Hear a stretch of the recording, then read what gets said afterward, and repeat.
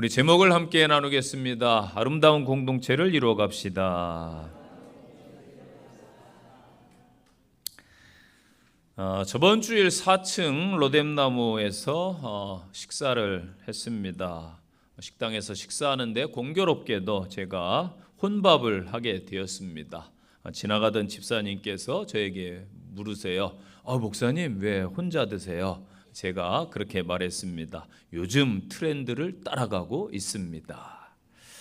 현대 한국 사회는 급격한 변화와 물결 속에서 새로운 생활 방식의 패러다임을 맞고 있습니다. 1인 가구가 가장 보편적인 삶의 형태로 자리 잡으면서 우리는 개인의 자유와 독립이라는 긍정적인 가치와 동시에 또 외로움과 고립이라는 그림자를 함께 마주하고 있다. 며칠 전에 국영방송 KBS에서 9시 뉴스에 보니까 서울을 비롯한 이 대도시 대한민국의 광역시에 10가구 중에 4-5가구가 1인 가구다라는 통계를 발표하는 것을 보았습니다. 단순한 통계를 넘어서 우리 사회의 구조적 변화를 보여주는 중요 지표겠지요. 1인 가구의 증가는 단순히 생활 양식의 변화가 아니라 사회 전반의 이제 구조적인 전환을 의미하는 것입니다. 고령층 또 청년 세대가 주축이 되어 있습니다.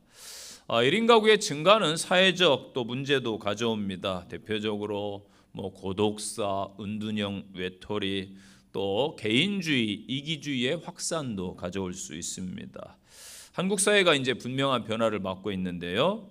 그리하다 보니까 공동체 개념도 약화되지 않을까 염려도 합니다. 연말을 맞이했는데 갈수록 이웃에 대한 관심과 사랑이 힘들다 보니까 줄어들고 있습니다. 또한 신앙의 세계에서도 이는 마찬가지지요. 개인적인 신앙이 코로나 이후에 많이 확산되어 있습니다. 무교회주의, 또 나 혼자 예배드리고 신앙생활 해도 된다라고 주장하는 이들이 생겨나고 있지요. 그러나 이것은 전혀 성경적이지는 않습니다. 하나님은 우리에게 교회 공동체를 주셨기 때문입니다.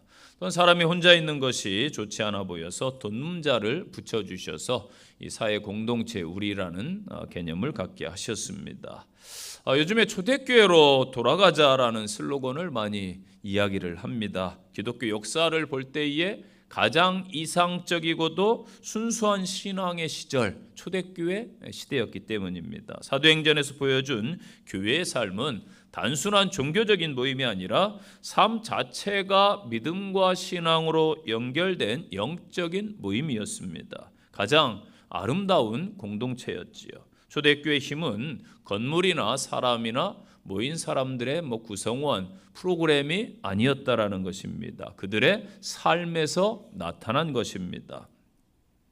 교회 공동체에는 많은 사람들이 있습니다. 주일에 보면은 주일 예배를 위해서 토요일부터 식사 준비하시고 또 사역자들 또 준비하고 목장에서 나오셔서 또 깨끗하게 5층부터 1층까지 청소해 주시고 또 많은 사람들이 보이는 곳에서 보이지 않는 곳에서 주일 아침에도 일찍 와서 아이들을 섬기는 교사들 또 성가대원들 찬양단 또 안내로 또 헌금위원으로 수고해 주시는 분들 또 주차장 방송실 악기로 식당에서 여러 곳에서 그렇게 봉사하시는 조력자들이 계십니다. 그들 때문에 저희들이 편안하게 예배를 드릴 수 있는 것이지요. 늘 저는 감사의 마음을 가지고 있습니다. 서로 함께 짐을 나누는 것이 교회의 공동체라는 것입니다.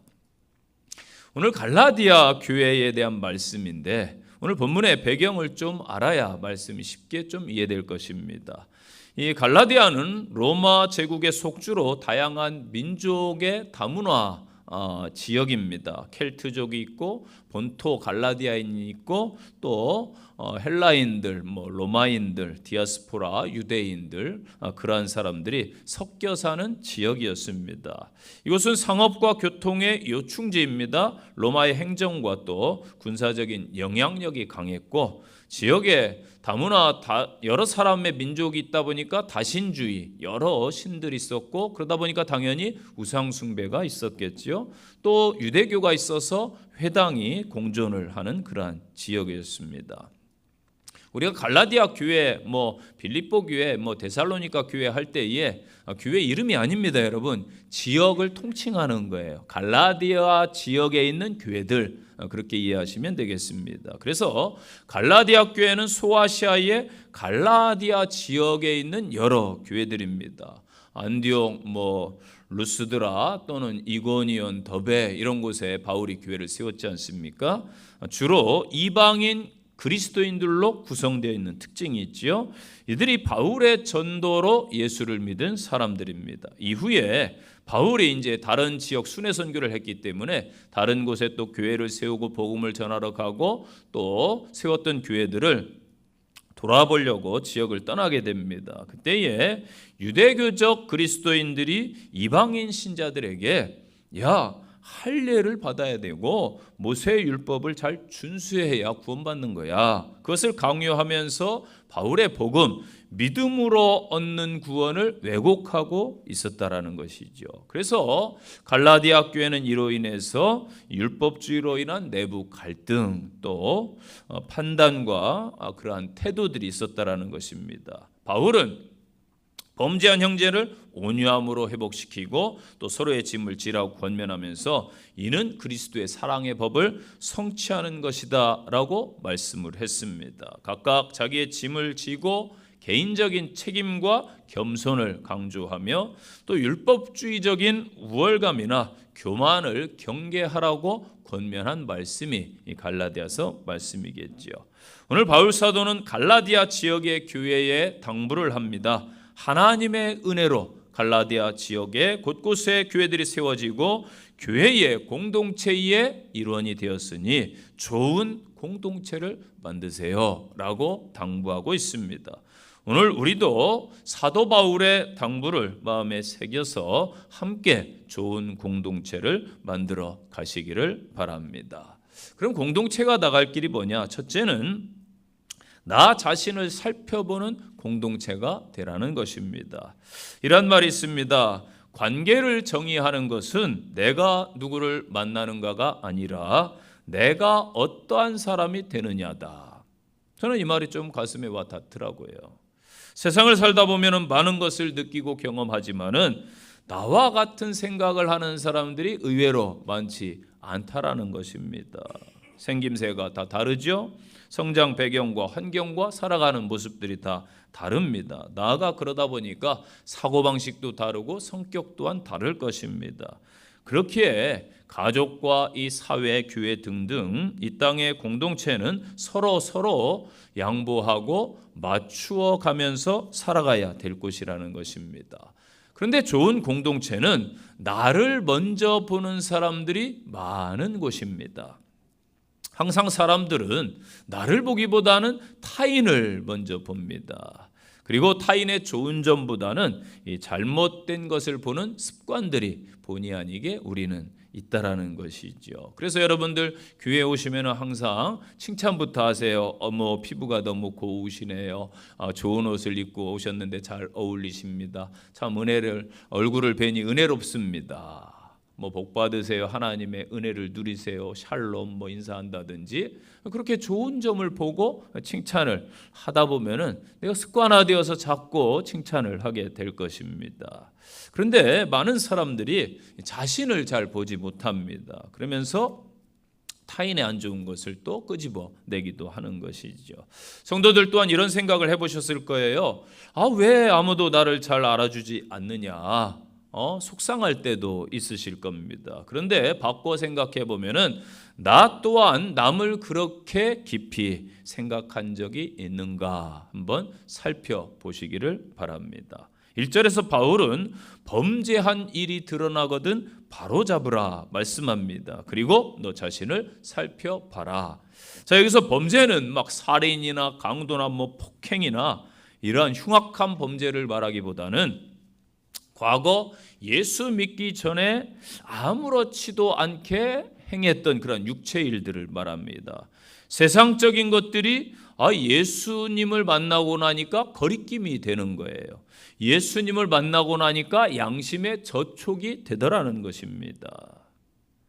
그래서 이 전장인 5장에서 나오는 시기함과 분냄과 투기와 방탕과 술 취함 등등 이러한 행위들, 그래서 드러난다, 밝혀져서 놀란다, 이런 뜻입니다. 그러니까 육체의 일들이 하나님의 나라를 위협으로 받지 못하게 할 수 있는 죄된 행위라는 사실을 신앙생활 하다 보면 이제 깨달아 알아요. 그래서 깜짝 놀랄 때가 있다라는 것이죠. 그래서 4절에 각각 자기를 먼저 자기의 일을 살펴봐라.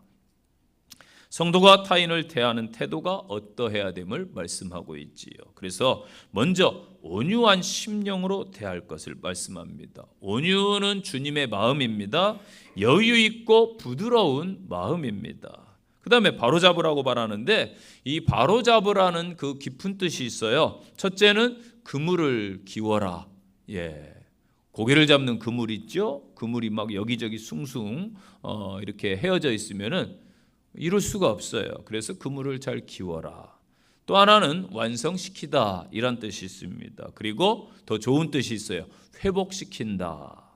자, 제 기능을 할 수 있도록 하라는 것이죠. 상처난 사람이 있어요? 그러면 어떻게 해요? 싸매주라는 것입니다. 실패하고 잘못했을 때에 정죄하고 단죄하는 게 아니라 격려해주고 위로해 주라는 말씀입니다. 너 자신을 돌아보라 말씀하고 있지요. 너 자신을 본다라는 말은 주의 깊게 살펴라, 이 말입니다. 우리는 사실 다 똑같은 사람의 허물과 죄로 죽었던 너희, 그렇게 말하죠. 그러나 예수님의 십자가 보혈의 공로로 사함을 받았을 뿐이에요. 그래서 조금 더 나은 사람이 있는 게 아니라 다 죄인들이었고 용서함을 받은 사람들이었다.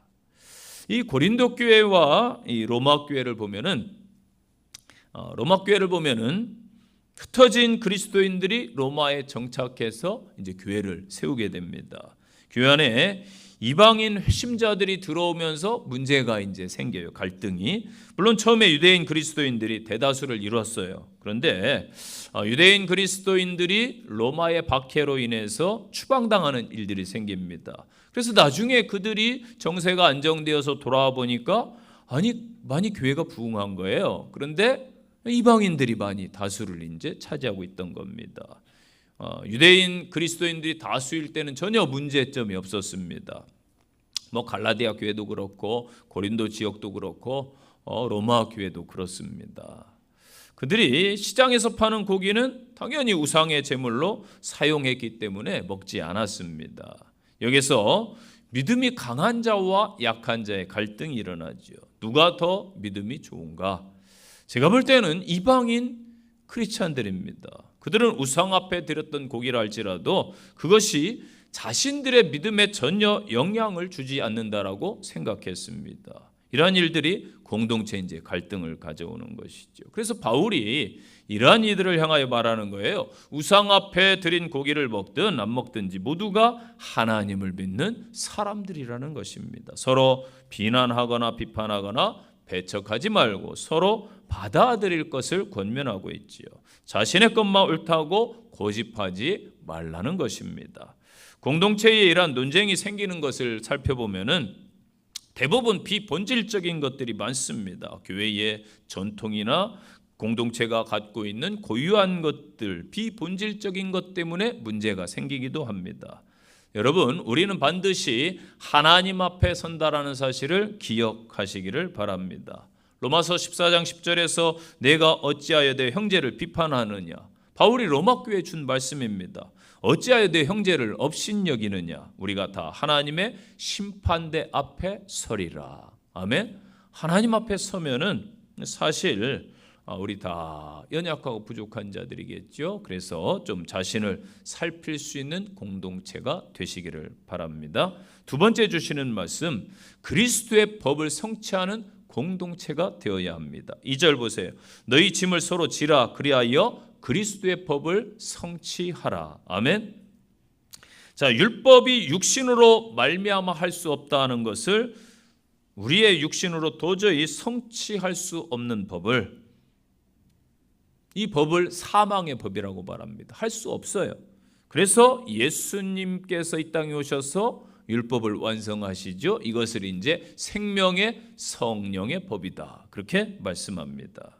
죄와 사망의 법인 율법의 저주로부터 우리를 해방시켜 주신, 즉 십자가로 이루신 하나님의 약속의 성취가 곧 그리스도의 법입니다.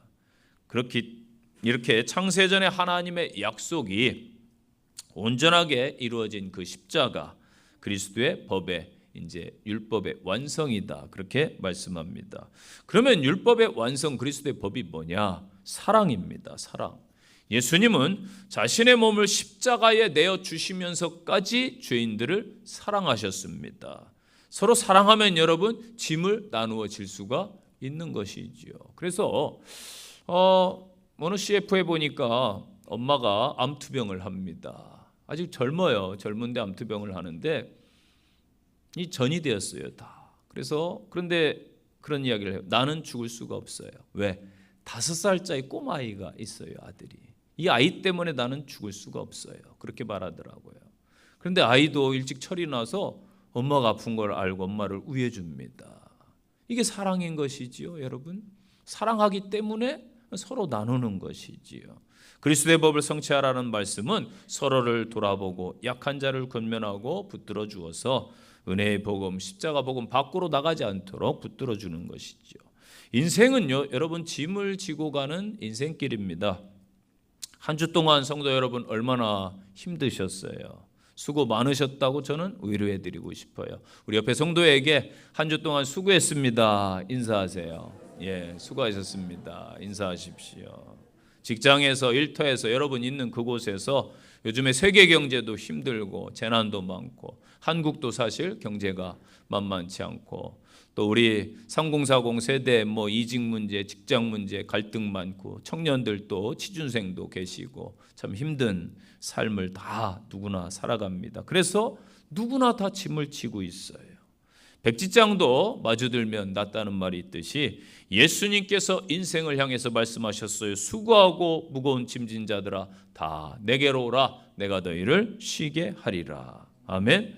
이 짐을 지라고 하는 것은 혼자 감당할 수 없는 무게이기 때문입니다. 그래서 원문에 이제 바로스라는 단어가 쓰였는데 이게 이제 혼자 들기 어려운 무거운 짐을 말합니다. 그래서 공동체가 지면 할 수 있는 일들이 있어요. 공동체의 짐입니다. 서로 도와야 되는 짐이지요. 바울이 짐을 서로 져라. 각자 이 짐을 져야 하는 이유는 분명합니다. 예수님의 명령이니까.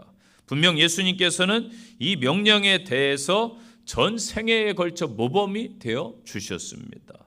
그래서 갈라디아 교인들에게 바울이 5장 13절에 보니까 사랑으로 서로 종노릇하라. 아멘. 권면했어요. 자, 이 시대에 다른 사람의 짐을 지는 사람이 누구냐면 노예들이에요.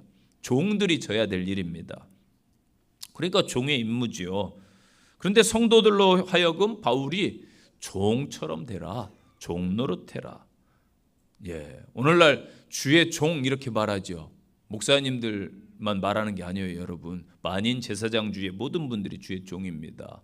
그런데 흔히 주의 종 하는데 목사님들이 더 높임 받으려고 해요. 이거 잘못된 것입니다. 섬기는 자입니다. 대통령도 높임 받으면 안 돼요. 대통령 섬겨야 돼요. 밑에서 국민들을. 똑같습니다. 여러분들도 다 주의 종들이 되시기를 바랍니다. 이게 바울이 원하는 거예요. 그래서 사랑으로 종노릇하며 서로 종으로 낮아져라. 이걸 속량된 저희들이 특권으로 여기시기를 바랍니다. 우리는 2025년 한 해 동안 많은 짐들을 교회 공동체가 함께 져왔습니다. 여기까지 왔어요. 연약한 지체들, 투병하는 지체들 위해 알게 모르게 또 많은 곳에서 중보 기도해 주심에 감사를 드립니다. 선교지를 위해서 헌금해 주시고 또 기도해 주신 것 감사합니다. 또 각부 수련회 기간 동안에 물질과 섬김 기도로 친히 나오셔서 밥해 주시고 많은 수고해 주신 것 감사를 드립니다. 특별히 우크라이나의 키위의 기쁨의 교회 레나 전도사님이 오셨을 때에 그의 건강이 좋지 않아서 병원비 대주시고 또 생활하라고 있는 곳에서 헌금해 주셔가지고 레나 전도사가 갈 때에 울면서 너무 교회 공동체에 감사하다. 자기가 뭔데 이렇게 사랑을 받는지 모르겠다라고 고백을 했습니다. 그래서 참 저는 성도님들께 감사를 했습니다. 사랑이 그에게 전달됐기 때문입니다. 시편 133편에서 시인은 형제가 연합하여 동거함이 어찌 그리 선하고 아름다운가 고백하고 있습니다. 빌립보 교회에도 바울이 권면을 합니다. 빌립보서 2장에서 오직 겸손한 마음으로 각각 자기보다 남을 낮게 여기고 각각 자기 일을 돌볼 뿐더러 또한 각각 다른 사람의 일을 돌아보라. 서로 부족하고 연약한 사람들이 모였을지라도 다양함 속에서 일치를 이뤄갈 때에 예수 그리스도의 법이 성취되는 것이지요. 현재 한국 교회를 위기의 이 시기라고 진단을 교회 학자들이 하더라고요. 저도 연말 되면 이렇게 이제 세미나를 참여합니다. 그래서 세미나에 참여하는데 요즘에는 직접 안 가도 이제 영상으로 돈 내면은 참여할 수 있는 줌으로 하는 세미나도 있어서 참 감사하더라고요. 그런데 이번에도 뭐 작년에도 그렇고 앞으로 위기가 더 가속될 것이다 그런 이야기를 신학자들이 하더라고요. 목사님들도. 그런데 뭐 물론 위기이긴 합니다. 그런데 항상 이 위기 아닌 때가 있었는가?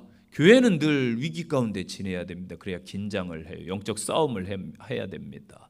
사회도 마찬가지예요. 계속 어렵지요. 늘 어려운데 잘 지금까지 대한민국도 헤쳐나왔습니다. 그렇기 때문에 위기는 기회라고 볼 수 있습니다. 자기 힘과 능력과 지혜와 지식과 지혜 등을 내려놓고 하나님의 뜻을 향하여 그리스도의 법을 성취해 나가면 분명한 기회가 될 줄로 믿습니다. 그래서 바울이 짐지는 것을 그리스도의 법을 성취하는 것이다 주장했는데, 그리스도의 법이란 모세의 율법이 그리스도에 의해서 해석되어 성취된 법을 말하겠죠. 그래서 5장 14절에서 말하는 거예요. 온 율법은 이웃사랑하기를 내 자신같이 하라 하신 말씀에서 이루어졌다. 아멘. 이게 바울의 해석입니다. 모세의 율법을 예수님의 사랑에서 다 이루어졌구나.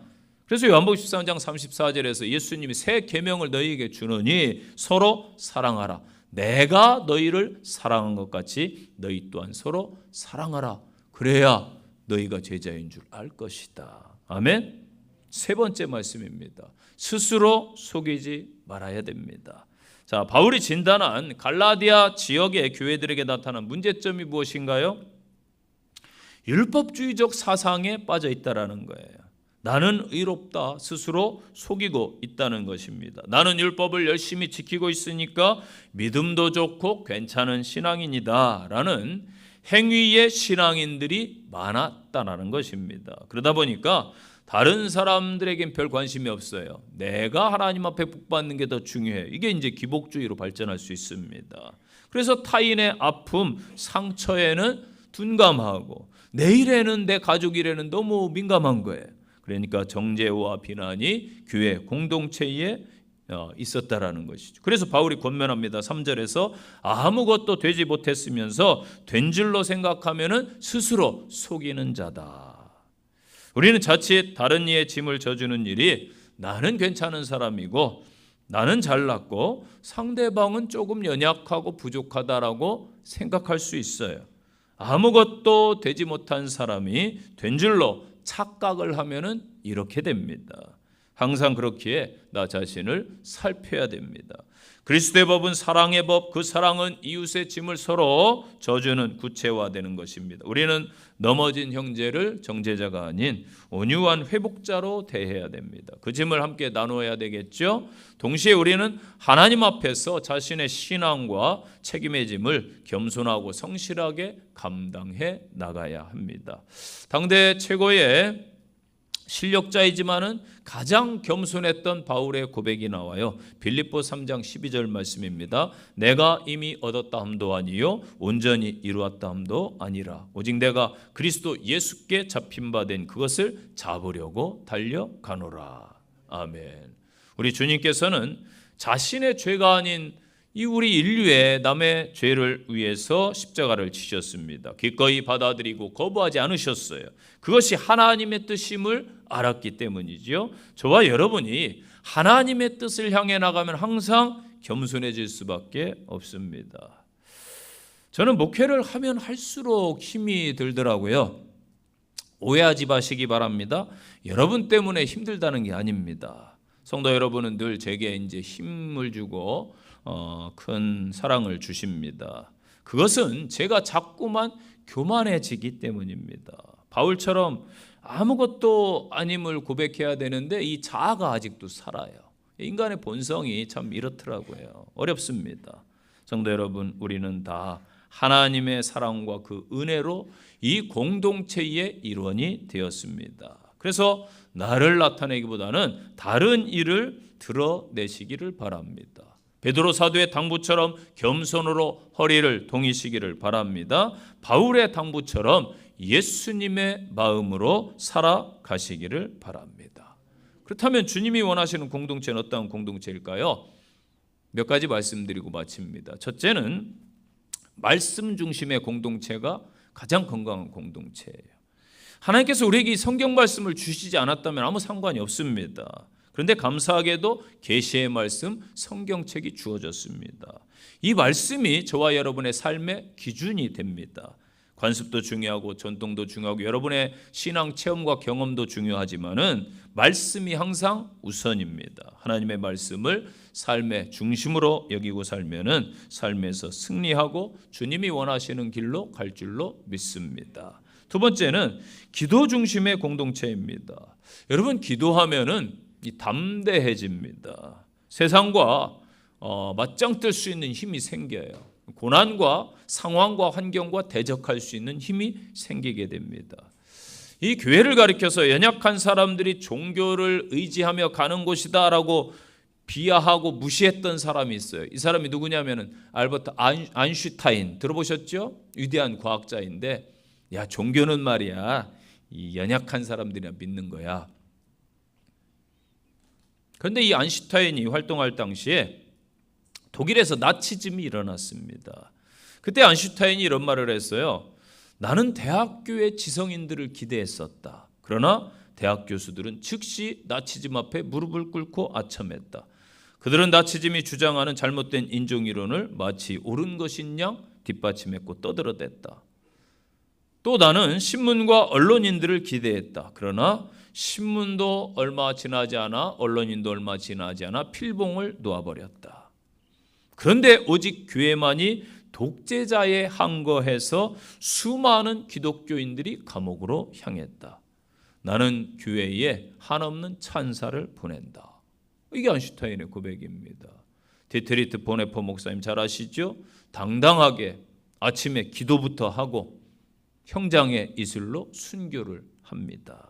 이게 기도의 힘이라는 것입니다. 여러분, 이 마지막 시대는 기도의 사람이 필요한 거예요. 이 공동체가 기도의 공동체로 회복되시기를 바랍니다. 세 번째는 사랑과 나눔을 실천하는 공동체가 되어야 됩니다.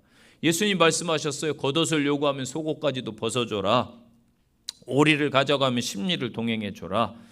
자, 이 말씀은 손해를 감수하라는 게 아니에요. 계산을 넘어서는 사랑, 합리성을 뛰어넘는 신뢰, 거래를 초월하는 관계를 만들라는 말씀이 되겠죠. 그래서 오리는 의무이고 억지로 가는 거예요. 하지만 심리는 선택입니다. 자유로움입니다.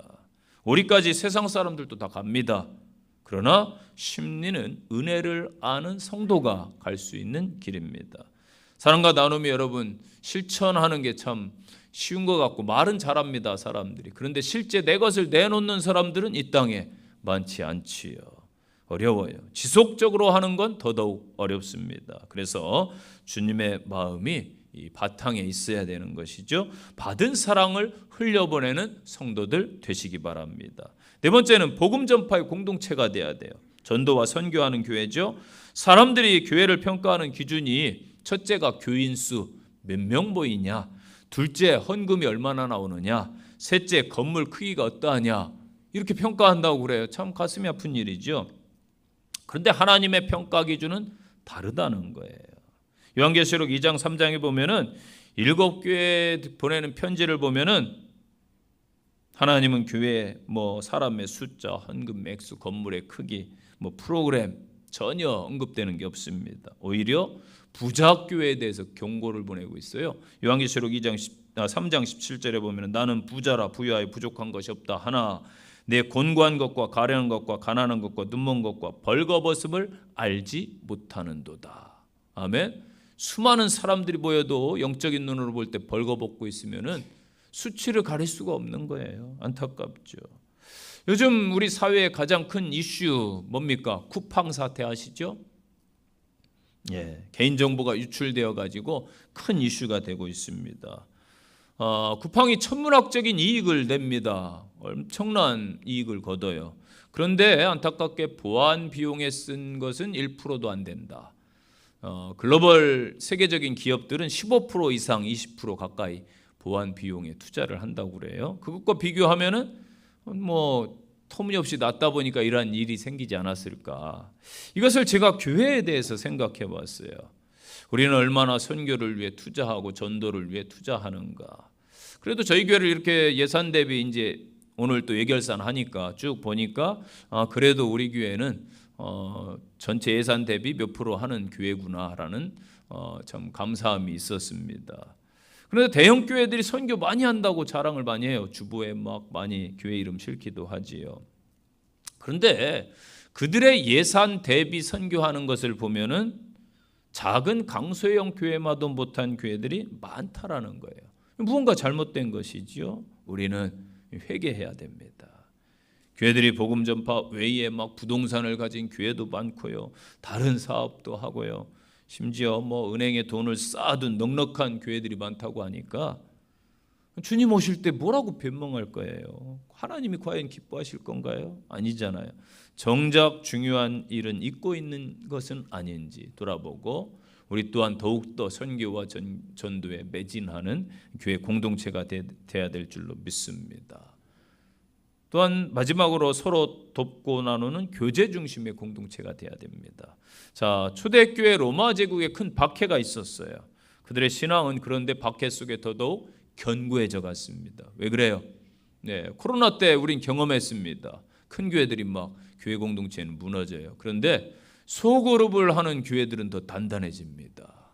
옛날에 이제 목장 모임, 구역 예배, 뭐 감리교에서는 속회, 제가 이제 감리교 다녔었으니까 뭐 다 있어요. 목장이든 뭐 속회든 구역 예배든 이 소그룹들 모이기를 막 싫어해요. 대그룹으로 이렇게 모이고 또 교회는 성경적으로 보면은 소그룹으로 그렇게 모였습니다. 그래서 목회 진단 세미나 제가 했는데 마지막에 소그룹 없는 교회는 몇 년 안에 다 사라진다라는 진단이 나왔어요. 3040 세대가 없는 교회는 미래가 없다라고 진단이 나왔어요. 제 말이 아닙니다. 저보다 훌륭하신 목사님들 또 신학자들의 진단이 그렇게 나오고 있습니다. 여러분, 이상적인 교회에서 신앙생활을 하고 싶은 욕구는 성도라면 누구나 다 있죠. 그래서 더 좋은 교회를 찾아다 다니고 뭐 철새교인들이 한국에 많습니다. 그런데 여러분, 가봤자 이상적인 교회는 없어요. 이상적인 교회를 먼저 찾는데 이상적인 교회가 어떤 교회일까? 이거 정립이 돼야 됩니다, 여러분. 정립이 돼야 돼요. 자, 성경에서 제가 이제 에베소 지역도 이렇게 가보고 2번 가봤어요. 에베소 지역을 성지순례를 2번 가봤으니까 가봤는데 신약교회에서 에베소 지역만큼 참 화려한 지역이 없습니다. 그러니 그곳에 세워졌던 교회가 얼마나 훌륭했겠어요. 이상적인 교회가 될 수 있는 조건 다 갖췄어요. 좋은 위치, 문화, 경제적인 중심지입니다. 훌륭한 창립자가 있어요. 그 교회를 세운 사람. 그 다음에 성도들이 훈련받은 지도자들도 있습니다. 그러니까 뭐 교회가 헌금도 많이 하고 뭐 부유한 교회고 다 갖춰졌어요. 그런데 성경을 더 깊이 연구하다 보면은 에베소 교회가 우리가 겉으로 보는 교회와 많이 다르다는 것을 발견해요. 그래서 에베소서에서 에베소 교인 중에 거짓말쟁이도 있고요, 혈기 부리는 사람도 있고요, 심지어 도둑질하는 사람도 있고요, 쌍소리나 뭐 음담에 짓거리는 그런 사람들도 존재했습니다. 그것이 바로 성경이 말하는 이상적인 교회의 모습이에요. 우리가 생각하는 이상적인 교회는 성인들만 모인 곳이죠. 그래서 저는 그런 교회는 썩 좋아하지 않습니다. 막 박사들만 모인 교회, 끼리끼리 모인 교회들 있죠. 뭐 비하하는 게 아닙니다. 다른 교회를 함부로 이야기하는 건 아니에요. 그런데 그런 교회들이 존재합니다. 특권 계층만 모이는 교회, 뭐 이런 교회들이 있더라고요. 뭐 다 나름대로 그들을 위한 또 뭐 선교회나 전도에 필요하겠지만은 이상적인 교회는 뭐 성인들만 모이는 교회가 아닙니다. 예수님께서 생각하시는 이상적인 교회는 죄인들이 모이는 곳입니다.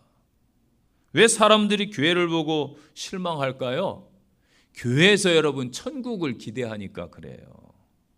거만하고 이기적이고 때론 혈기도 부리고 뭐 술도 먹고 도박도 하고 약물 중독된 사람들, 뭐 정서적으로 문제 있는 사람들이 모여서 하나님의 사랑을 받아서 조금씩 변화되는 것, 이게 이상적인 교회예요. 한 영혼이라도 이 교회 공동체에 나와서 변화되었으면은 그것이 진짜 훌륭한 교회입니다. 그래서 제가 이렇게 대학원 때 어떤 목회를 할까 고민을 많이 하고 기도를 많이 했었어요. 그때에 그 휴스턴에 있는 서울 제일침례교회가 있었습니다. 그때 최영기 목사님이라고 책을 마침 딱 쓰셨어요. 그때. 그래서 그 책을 보고 이거다. 이 목사님처럼 이런 목회를 해야겠구나. 그런데 그 목사님이 그런 이야기를 하셨어요. 교회는 병원이다. 예, 아픈 사람들이 오는 병원이다. 그곳에서 한 사람이라도 치유받고 회복되면은 그게 진짜 교회다.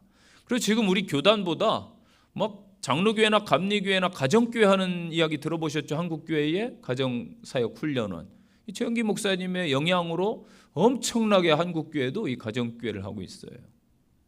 그래서 교회는 연약한 자들이 모이고, 저도 뭐 경상도 지역에서 교회를 세울 때에 기대를 했어요.